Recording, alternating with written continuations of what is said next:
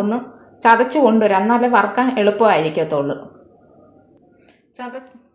മിക്സിയിൽ ചതച്ച് വെച്ചിരിക്കുന്ന തേങ്ങ നമുക്ക് വറുക്കാൻ വേണ്ടി ചട്ടിയിലിട്ട് കൊടുക്കാം.